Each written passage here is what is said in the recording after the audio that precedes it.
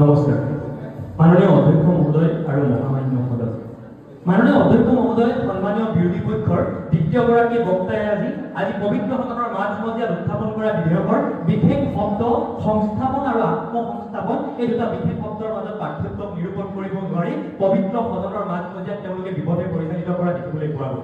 অধ্যক্ষ মহোদয় আপোনাৰ জৰিয়তে সেইগৰাকী বক্তাক স্পষ্ট সহকাৰে সোঁৱৰাই দিবলৈ ভাল পাম যে সংস্থাপন ব্যৱস্থাটো অৰ্থনৈতিক সামাজিক ৰাজনৈতিক বা সাংস্কৃতিক ক্ষেত্ৰখনৰ লগত জড়িত হ'ব পাৰে। ইয়াৰ বাবে চৰকাৰী যুৱ প্ৰজন্মসকলক চাকৰিৰ জৰিয়তে হওক বা অন্যান্য দিশৰ জৰিয়তে অৰ্থনৈতিক স্বাৱলম্বিতাৰ নিদৰ্শনৰ কাৰণে সহায় সহযোগ কৰিব পাৰে। কিন্তু অধ্যক্ষ মহোদয় আত্মসংস্থাপন বিষয়টো হৈছে ব্যক্তি এগৰাকী বা যুৱ প্ৰজন্ম এগৰাকীৰ প্ৰতিনিধি হিচাপে সেইগৰাকী ব্যক্তিয়ে নিজৰ জ্ঞান বুদ্ধি সাধনা চিন্তা চেতনাৰ জৰিয়তে উৎকৰ্ষ সাধনৰ জৰিয়তে এক বিশেষ মাধ্যমৰ জৰিয়তে অৰ্থনৈতিক আৰু সামাজিক সাংস্কৃতিক ক্ষেত্ৰত বিকাশ সাধন কৰি সবলীকৰণৰ দিশটোক উন্নত কৰাৰ ক্ষেত্ৰত নিজৰ ভূমিকা পালন কৰা। সেইবাবে অধ্যক্ষ মহোদয় আজি বিৰোধী পক্ষৰ দ্বিতীয়গৰাকী বক্তাই সংস্থাপন আৰু আত্মসংস্থাপন এই দুটা বিশেষ শব্দৰ মাজত পাৰ্থক্য বিচাৰ কৰিব পাৰিব লাগিছিল। তেওঁ সেয়া কৰিব নোৱাৰিলে বাবে আজি পবিত্ৰ সদন উত্থাপন কৰা বিধেয়কখনক সমৰ্থন জনাইছো আৰু আসন গ্ৰহণ কৰিছো সন্মানীয় চৰকাৰী পক্ষৰ আসন। মানে অধ্যক্ষ মহোদয় বিশ্বৰ আগশাৰীৰ ডিজিটেল ৱেব পৰ্টেল ৰিপৰ্টেল আৰু কেপিঅ 2025 বৰ্ষত প্ৰকাশ কৰা তথ্য অনুসৰি এইখন বিশ্বত 5.24 বিলিয়ন যুৱ প্ৰজন্মৰ প্ৰতিনিধিসকলে যি সামাজিক মাধ্যম ব্যৱহাৰ কৰে আৰু এই 5.24 বিলিয়ন যুৱ প্ৰজন্মৰ প্ৰতিনিধিসকলৰ বিশ্বৰ যে সৰ্বমুঠ জনসংখ্যা এই সৰ্বমুঠ জনসংখ্যাৰ 60%। অৰ্থাৎ অধ্যক্ষ মহোদয় তেওঁলোকে প্ৰতিবেদনত প্ৰকাশ কৰে কিয় প্ৰতিনিধিসকলে এই সামাজিক মাধ্যম ব্যৱহাৰ কৰে। ইয়াৰ মূল উদ্দেশ্যটো কি? তেওঁলোকে তিনিটা উদ্দেশ্য ব্যাখ্যা কৰি দেখুৱায়। প্ৰথম, জনসাধাৰণৰ মাজত এৱাৰনেছ অৰ্থাৎ সজাগতা বৃদ্ধি কৰা। দ্বিতীয়, জনসাধাৰণৰ মাজত সম্পৰ্ক প্ৰতিষ্ঠাৰ জৰিয়তে চিন্তা ধাৰণা আৰু আদান প্ৰদান কৰি তেওঁলোকৰ জ্ঞানৰ উৎকৰ্ষ সাধনৰ বাবে চেষ্টা কৰা। আৰু তৃতীয়তে অধ্যক্ষ মহোদয় বাণিজ্যিক ব্যৱস্থাক শক্তিশালীকৰণ কৰি তোলা। অধ্যক্ষ মহোদয় যেতিয়া এই প্ৰতিবেদনলৈ দৃষ্টি নিক্ষেপ কৰিলো আৰু ইয়াৰ সত্যতা নিৰূপণ কৰিবলৈ যেতিয়া উলিয়াই ললো বেংক ফৰ ইনফৰমেশ্যন এণ্ড সেটেলমেণ্টৰ তথ্য, এই তথ্যত স্পষ্টভাৱে প্ৰকাশ পাইছে বিশ্বৰ প্ৰায় 59% জনসাধাৰণে সন্মুখীন হোৱা যিবোৰ কুকৰ্মৰ যে সামাজিক মাধ্যমৰ জৰিয়তে কুকৰ্মৰ যে সন্মুখীন হৈছে সেই কুকৰ্মসমূহৰ বাধা আনিবলৈ অধ্যক্ষ মহোদয় সামাজিক মাধ্যমৰ জৰিয়তে তেওঁলোকে যি মানে অধ্যক্ষ মহোদয় যে সংৰক্ষণ ব্যৱস্থা বা তেওঁলোকৰ যি চিন্তাধাৰা যে চিন্তা চেতনা তাক পৰিৱৰ্তন কৰিবলৈ সক্ষম হৈছে আৰু সজাগতামূলক পৰিৱেশৰ সৃষ্টি কৰিছে। দ্বিতীয়তে অধ্যক্ষ মহোদয় বিশ্বৰ প্ৰায় 80% জনসাধাৰণে সামগ্ৰিকভাৱে তেওঁলোকে সামাজিক মাধ্যমৰ ব্যৱহাৰৰ জৰিয়তে বিজ্ঞাপন চোৱাৰ এক নতুন প্ৰৱণতাৰ সৃষ্টি হৈছে, যাৰ জৰিয়তে তেওঁলোকে 1% জনসাধাৰণে বিজ্ঞাপনৰ জৰিয়তে নতুন সামগ্ৰী ক্ৰয় কৰি অৰ্থনৈতিক স্বাৱলম্বিতাৰ নিদৰ্শন দাঙি ধৰিছে, যাৰ জৰিয়তে বিজ্ঞাপন ভিত্তিক বজাৰ 2025 বৰ্ষৰ ভিতৰত 274.72 বিলিয়নলৈ বৃদ্ধি পাইছে, যিয়ে নৱপ্ৰজন্মক অৰ্থনৈতিক সামাজিকভাৱে শক্তিশালী আৰু সবলীকৰণ কৰি তোলাৰ ক্ষেত্ৰত সক্ষম হৈছে। মাননীয় অধ্যক্ষ মহোদয় এতিয়া উভতি আহিছো মূল প্ৰেক্ষাপটৰ মাজলৈ যে ৰাজনৈতিক ক্ষেত্ৰখনত কেনেকৈ যুৱ প্ৰজন্মক সবলীকৰণ কৰাৰ ক্ষেত্ৰত সামাজিক মাধ্যমে সহায় কৰি আহিছে। অধ্যক্ষ মহোদয় আপোনাৰ যেতিয়া সন্মান সহকাৰে তেওঁলোকক সোঁৱৰাই দিব বিচাৰিছো, ভাৰতীয় সংবিধানৰ 19নং অনুচ্ছেদত উল্লেখ কৰা আছে ভাৰতীয় জনসাধাৰণৰ মৌলিক অধিকাৰ বা ভাৰতীয় জনসাধাৰণৰ বাক স্বাধীনতাৰ কথা। এই বাক স্বাধীনতাৰ জৰিয়তে এগৰাকী ব্যক্তিয়ে সামাজিক মাধ্যমৰ ব্যৱহাৰ কৰি তেওঁলোকৰ অধিকাৰসমূহৰ বিষয়ে চৰকাৰক দাবী প্ৰেৰণ কৰিব পাৰে আৰু চৰকাৰে এই দাবীসমূহক মানে অধ্যক্ষ মহোদয় স্বীকৃতি দিয়াৰ ক্ষেত্ৰত ভূমিকা পালন কৰিব পাৰে, যাৰ জৰিয়তে ৰাজনৈতিক সবলীকৰণৰ এক নতুন নিদৰ্শন দাঙি ধৰিব পাৰি। 2021 বৰ্ষত ইণ্ডিয়া এগেইনষ্ট কাৰাপশ্যন নামৰ আন্দোলনৰ যোগেদি যেতিয়া ভাৰতবৰ্ষত আন্দোলনৰ সূচনা হৈছে, সেই সময়ত ছচিয়েল মিডিয়া ব্যৱহাৰৰ জৰিয়তে বা সামাজিক মাধ্যমৰ ব্যৱহাৰৰ জৰিয়তে যুৱ প্ৰজন্মৰ এক নতুন আন্দোলনৰ সূচনা কৰিছিল, যিয়ে ভাৰতবৰ্ষত কাৰাপশ্যন অৰ্থাৎ যি বিত্তীয় কেলেংকাৰী তাক সম্পূৰ্ণৰূপে নিৰ্মূল কৰাৰ ক্ষেত্ৰত ভূমিকা পালন কৰিছে। অধ্যক্ষ মহোদয় ইজিপ্তৰ দৰে এখন আগশাৰীৰ বিশ্বত 2010 চনত ফেচবুকৰ ফেক একাউণ্ট ক্ৰিয়েট কৰাৰ জৰিয়তে ফেচবুকৰ জৰিয়তে অধ্যক্ষ মহোদয় চৰকাৰৰ বিৰুদ্ধে আন্দোলনৰ সূচনা হৈছিল আৰু ইজিপ্তত নতুন চৰকাৰ প্ৰতিষ্ঠা কৰি গণতান্ত্ৰিক ব্যৱস্থাটো শক্তিশালী কৰাৰ কাৰণে ব্যৱস্থা গ্ৰহণ কৰা হৈছে। অধ্যক্ষ মহোদয় শেষত অৰ্থনৈতিক স্বাৱলম্বিতা যি 128 মিলিয়ন ভাৰতবৰ্ষৰ বা বিশ্বৰ যিসকল প্ৰতিনিধি আছে তেওঁলোকে ইনফ্লুৱেঞ্চাৰৰ দৰে ভূমিকা পালন কৰে আৰু প্ৰায় 207 মিলিয়ন কণ্টেণ্ট ক্ৰিয়েটৰ আছে, তেওঁলোকে অৰ্থনৈতিক ক্ষেত্ৰত নিজৰ বস্ত্ৰ শিল্প লগতে অধ্যক্ষ মহোদয় হস্ত শিল্প ব্যৱহাৰৰ জৰিয়তে অৰ্থনৈতিক স্বাৱলম্বিতা ভিত্তিক নিদৰ্শন কৰিছে। শেষত অধ্যক্ষ মহোদয় আজি পবিত্ৰভাৱে উত্থাপন কৰা বিধেয়কখন আইনলৈ গৃহীত কৰিবলৈ অনুৰোধ জনাইছো আৰু সন্মানীয় বিৰোধী পক্ষৰ সদস্যসকলক আমাৰ সৈতে একমত হ'বলৈ অনুৰোধ জনাইছো। ধন্যবাদ মাননীয় অধ্যক্ষ মহোদয়, ধন্যবাদ মহামান্য মহোদয়।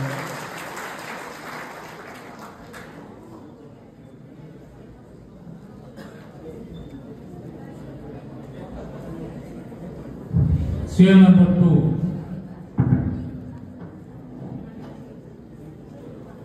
Miss Udit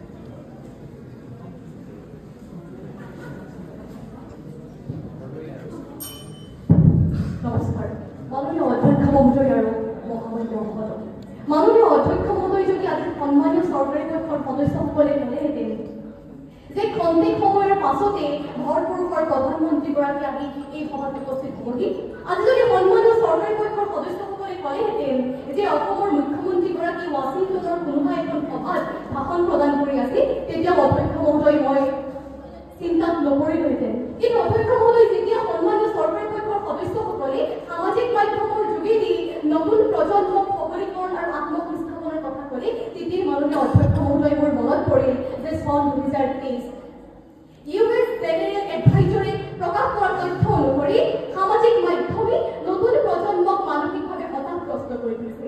অধ্যক্ষ মহোদয়, চন 2022 ইউথ এমপ্লয়মেণ্ট ইণ্ডেক্সত প্ৰকাশ কৰা তথ্য অনুসৰি সামাজিক মাধ্যম ব্যৱহাৰ কৰাৰ বাবেই যুৱ প্ৰজন্মই মানসিক হতাশগ্ৰস্ততাত ভুগিছে। মাননীয় অধ্যক্ষ মহোদয়, এই দুয়োটা উদাহৰণৰ পৰা পটপটে প্ৰমাণ হয় যে সামাজিক মাধ্যমে যুৱ প্ৰজন্মক সবলীকৰণ আৰু আত্মসংস্থাপন প্ৰদান কৰা নাই। ইয়াৰ বিপৰীতে সামাজিক মাধ্যমে যুৱ প্ৰজন্মক এক অন্ধকাৰ ভৱিষ্যতৰ ফালে ঠেলি দিছে। অধ্যক্ষ মহোদয়, এই বাস্তৱিকতাখিনিক মৰ্মী উপলব্ধি কৰিলে বাবেই আজি সন্মানীয় চৰকাৰী পক্ষৰ দলপতিগৰাকীয়ে ৰাতি নিশা সপোনটো দিনত বাস্তৱায়িত কৰিবলৈ আহি মহামান্য সদনত উত্থাপন কৰা বিধেয়কখনক সম্পূৰ্ণৰূপে বিৰোধাচৰণ কৰি গ্ৰহণ কৰিলে সন্মানীয় বিৰোধী পক্ষৰ সদস্যৰা। অধ্যক্ষ মহোদয়, যে প্ৰয়োজনীয়তা আছিলে সন্মানীয় চৰকাৰী পক্ষৰ উপৰোক্ত বক্তাগৰাকীয়ে বিধেয়ক শব্দটি বিধায়ক হিচাপে উচ্চাৰণ নকৰি বিধেয়ক হিচাপে উদযাপন কৰাৰ অধ্যক্ষ মহোদয়, আজি প্ৰয়োজনীয়তা আছিলে সন্মানীয় চৰকাৰী পক্ষৰ সদস্যগৰাকীয়ে আমাক স্পষ্ট কৰি দিয়াৰ যে সামাজিক মাধ্যমৰ জ্ঞান থাকে নে সামাজিক মাধ্যম ব্যৱহাৰকাৰীৰ জ্ঞান থাকে। অধ্যক্ষ মহোদয়, আপোনাৰ জৰিয়তে সন্মানীয় চৰকাৰী পক্ষৰ সদস্যসকললৈ মোৰ পোনপটীয়া প্ৰশ্ন যে তেওঁলোকে কোনসকল ব্যক্তিক সবলীকৃত ব্যক্তি হিচাপে অভিহিত কৰিছে, তেওঁলোকে সেইসকল ব্যক্তিকে সবলীকৃত বা আত্মসংস্থাপিত ব্যক্তি বুলি অভিহিত কৰিছে নেকি যিসকল ব্যক্তিয়ে ৰাতিপুৱা শুই উঠি হেল্ল' দোস্ত আপোনালোকৰ কি খবৰ বুলি আৰম্ভ কৰি তেওঁলোকে দিনটো কি কৰিলে কি পিন্ধিলে তাকেই সামাজিক মাধ্যমত প্ৰকাশ কৰে। তেওঁলোকে সেইসকল ব্যক্তিকে আত্মসংস্থাপিত ব্যক্তি বুলি অভিহিত কৰিব বিচাৰিছে নেকি যিসকল ব্যক্তিয়ে মহাপুৰুষীয়া সংস্কৃতিসমূহৰ জৰিয়তেও টকা ঘটাৰ মাধ্যম গ্ৰহণ কৰি লৈছে। অধ্যক্ষ মহোদয়, এনে প্ৰেক্ষাপটত মোৰ অনুভৱ হয় আজি হয়তো সন্মানীয় চৰকাৰী পক্ষৰ সদস্যসকল সমাজৰ সেইসকল ব্যক্তি যিসকল ব্যক্তিয়ে অসমৰ হাবিত সভা বিচাৰি নাপায় বান্দৰকে সভা হোৱাৰ অনুৰোধ কৰি আছে।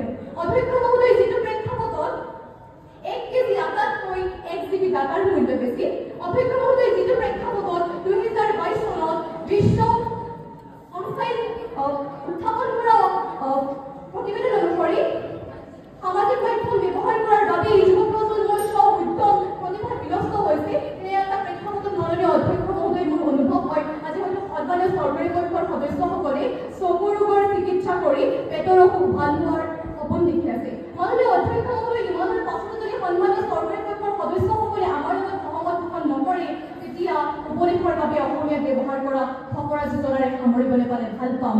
অত্যাধিক জ্ঞান দি মনত পালো কষ্ট, কণীবোৰ ভঙাই পেলাই বাহু কৰিলো নষ্ট। ধন্যবাদ মাননীয় অধ্যক্ষ মহোদয়, ধন্যবাদ মহামান্য সদন।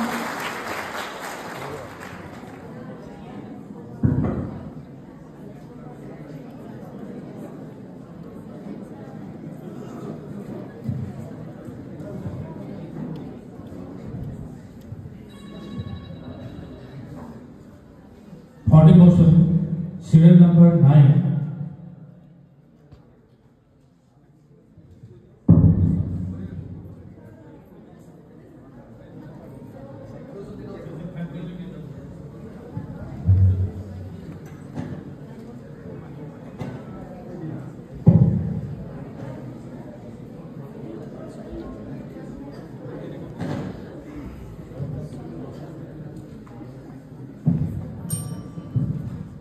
নমস্কাৰ মাননীয় অধ্যক্ষ মহোদয় আৰু মহামান্য সদন। অধ্যক্ষ মহোদয়, যি সময়ত অসমৰ বজাৰত ছনী, জেবিএল আদিৰ দৰে বিদেশী কোম্পানীসমূহে ভাৰতবৰ্ষৰ হেডফোনৰ বজাৰখনত দপদপাই আছে, সেই সময়তে অমৰ গুপ্তা আৰু সমীৰ মেহতাই নিৰ্মাণ 2016 চনত প্ৰতিষ্ঠা কৰা বট কোম্পানীটোৱে সেই বিদেশী কোম্পানীসমূহক অতিক্ৰম কৰি অসমৰ বজাৰত সমাধিত প্ৰতিষ্ঠান হিচাপে নিজকে প্ৰতিষ্ঠিত কৰিব পাৰিছিল। আৰু এই ক্ষেত্ৰত যুৱ সবলীকৰণ আৰু আত্মসংস্থাপনৰ ক্ষেত্ৰত সামাজিক মাধ্যমৰ যি গুৰুত্ব, সেই গুৰুত্ব কেতিয়াও নুই কৰিব নোৱাৰি আৰু নোৱাৰি বাবে আমি সদনৰ উত্থাপন উত্থাপন কৰা বিধেয়কখনক পূৰ্ণ সমৰ্থন জনাই গ্ৰহণ কৰিছো সন্মানীয় চৰকাৰী পক্ষৰ আসন।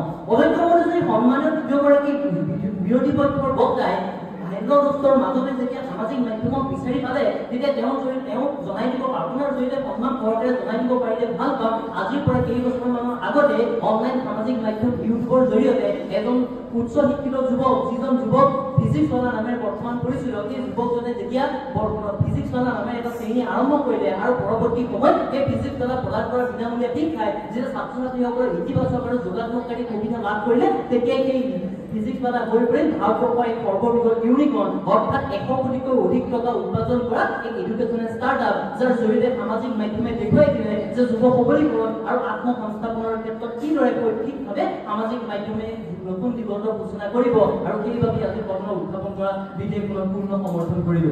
অধ্যক্ষ মহোদয়, আজি কেইখন অসম অৰুণাচল সীমান্তৰ তিনিচুকীয়া জিলাৰ কথা উল্লেখ কৰিব বিচাৰিছো, যিখন তিনিচুকীয়া জিলাতে জন্মগ্ৰহণ কৰিছিল নয়নজ্যোতি শইকীয়া নামৰ এজন যুৱকে, যিজন নয়নজ্যোতি শইকীয়াই নিজৰ সামাজিক মাধ্যমত দিয়া ৰন্ধন প্ৰকৰণ ব্যঞ্জনে যেতিয়া আন্তঃৰাষ্ট্ৰীয় খ্যাতিসম্পন্ন ৰন্ধন কৰ্মী বিকাশ খান্নাৰ দৃষ্টি আকৰ্ষণ কৰিবলৈ সক্ষম হৈছিল আৰু পৰৱৰ্তী সময়ত যেতিয়া মাষ্টাৰ চেফ ইণ্ডিয়া দৰে সৰ্বভাৰতীয় প্ৰেক্ষাপটত খিতাপ অৰ্জন কৰিবলৈ সক্ষম হ'ল আৰু বৰ্তমান সময়ত নিজকে এজন প্ৰতিষ্ঠিত ৰন্ধন কৰ্মী হিচাপে চিনাকি দি আহিছে। আৰু সেই নয়নজ্যোতি শইকীয়াৰ কাহিনী আমাক স্পষ্ট কৰি দিয়ে কিদৰে সামাজিক মাধ্যমে যুৱ সবলীকৰণ আৰু আত্মসংস্থাপনৰ ক্ষেত্ৰত তেখেতৰ জীৱনৰ এক নতুন দিগন্তৰ সূচনা কৰিলে। অধ্যক্ষ মহোদয়, আজি উল্লেখ কৰিব বিচাৰিছো এইখন অসমৰ শিৱসাগৰ জিলাৰ কথা, যিখন শিৱসাগৰ জিলাতে জন্মগ্ৰহণ কৰিছিল উপমন্যু বৰকাকতি নামৰ এজন যুৱক, যিজন উপমন্যু বৰকাকতিয়ে প্ৰস্তুত কৰা উলাপ নামৰ সেই চাহ উদ্যোগটোৰ কথা, যিটো উদ্যোগ কেৱলমাত্ৰ অসমৰ প্ৰেক্ষাপটতে নহয় সৰ্বভাৰতীয় প্ৰেক্ষাপটত চাৰ টেংকৰ দৰে সৰ্বভাৰতীয় প্ৰেক্ষাপটত সামাজিক মাধ্যমৰ যোগেদি গৈ যেতিয়া 10 কোটিতকৈ অধিক টকা উপাৰ্জন কৰিবলৈ